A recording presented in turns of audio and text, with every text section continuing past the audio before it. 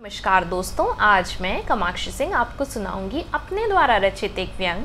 मेरे व्यंग का शीर्षक है अपशगुन की अपनी किस्मत। जैसे शगुन की अपनी किस्मत होती है कि सब अच्छा ही होगा, वैसे अपशगुन की भी अपनी किस्मत होती है कि सब बुरा ही होगा।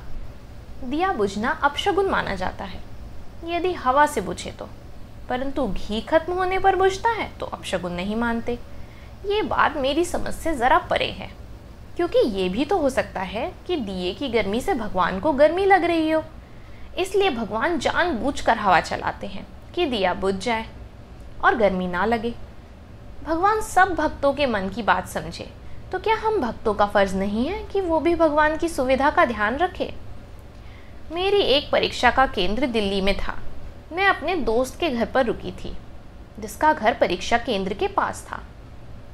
अगले दिन जब मैं परीक्षा के लिए निकलने लगी तो उसकी माँ मुझे दही चीनी खिलाने लगी। मुझे दही ज़रा भी पसंद नहीं है। मैंने मना किया, पर वो बोली कि शगुन होता है तो खाओ। मैंने बहुत मना किया, परंतु अंत में उन्हीं की विजय हुई। दही खाकर मेरा जी मिचलाने लगा और परीक्षा में मेरा ज़रा भी मन नहीं लगा। वैसे बिना दही खाए भी मैं परीक्षा पास नहीं करने वाली थी। प्रश्न पत्र तो मुझे समझ नहीं आ रहा था। खाली बैठे बैठे मेरे मन में यह प्रश्न आया कि दही चीनी को शगुन की उपाधि कैसे मिली।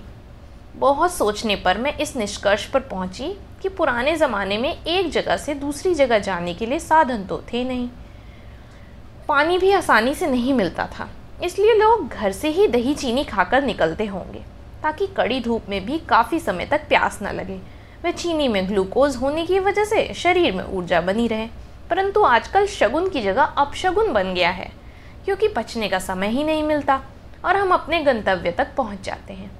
खैर, परीक्षा से लौटने के बाद रात को मैं अपने नाखून काटने लगी तो मेरे मित्र की माँ ने मुझसे कहा, हे राम, रात को नाखून काट रही हो, अपशगुन होता है। मैंने उनसे कहा कि शगुन अपशगुन जैसा कुछ नहीं होता। पुराने समय में बिजली तथा नील कटर तो होते नहीं थे। ढेबरी की रोशनी में ब्लेड से हाथ पैर कटने का डर रहता था, इसलिए रात को नाखून काटने को अपशगुन बना दिया गया। मुझे लगता है कि इसको अपशगुन बनाकर प्रस्तुत करना लोगों को वास्तविक तर्क समझाने से अधिक आसान रहा होगा। वो कुछ बोली तो नहीं, पर मैं समझ गई कि वो मेरे तर्क से इस कदर खफा हैं कि अगली बार मुझे अपने घर में नहीं आने देंगी, ताकि मेरी वजह से उनका कुछ अपशगुन ना हो जाए। सन 2017 में मेरी शादी हो गई। शादी के बाद बिछुए पहनने की परंपरा है, पर बिछुए मेरे पैरों की उंगलियों में चुभते थे और मुझ पर अच्छे भी नहीं लगते थे, तो मैंने बिछुए पहनना छोड़ दिया। मुझे सब लोग टोकते कि बिछुए नहीं पहनोगी तो अपशगुन होगा, पति को कुछ हो जाएगा। मैंने सोचा, अरे भाई, मेरे पति की जान बिछुए में वैसे ही बसती है क्या, जैसे किसी जादूगर की उसके तोते में। कई धर्मों में तो बिछुए पहनने का चलन ही नहीं है, तो क्या इन धर्मों के पतियों की जान हमेशा खतरे में रहती है। कुछ महीने पहले मैं अपनी सहेली की शादी में गई। सर्दी का मौसम था, ऊपर से बारिश, तो ये निश्चित हुआ कि इतनी कड़ाकी की सर्दी है तो दुल्हन लहंगे के साथ साथ गर्म पजामी भी पहनेगी। तो ये काम हम सहेलियों को दिया गया कि बादामी या स्लेटी रंग की पजामी लानी है, क्योंकि काला व सफ़ेद रंग को तो ऐसे मौके पर अपशगुन माना जाता है। बादामी रंग तो मिला नहीं, पर स्लेटी मिल गया। हम लोग बहुत खुश हुए कि चलो एक काम शादी का मिला, वो हम लोगों ने पूरा कर लिया। जब हमारी लाई हुई पजामी को लोगों ने देखा तो हंगामा मच गया, क्योंकि पजामी में काले धागे से सिलाई थी। हमने उन लोगों को बहुत समझाया कि इतना सा तो काला है और शगुन अपशगुन जैसा कुछ नहीं होता, पर वो लोग नहीं माने और दुल्हन को वो पजामी पहनने नहीं दी। इसलिए पूरी रात शादी में दुल्हन ठिठुरती रही।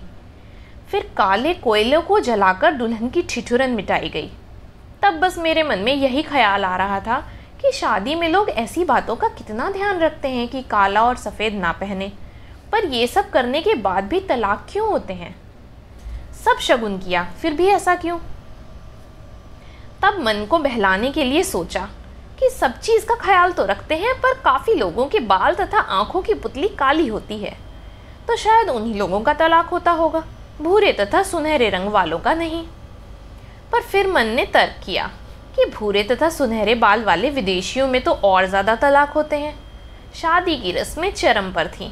मुझे अपने भीतर चल रहे इस अंतर्द्वंद से शादी की रस्मों में शामिल हो जाना ज़्यादा बेहतर लगा। धन्यवाद।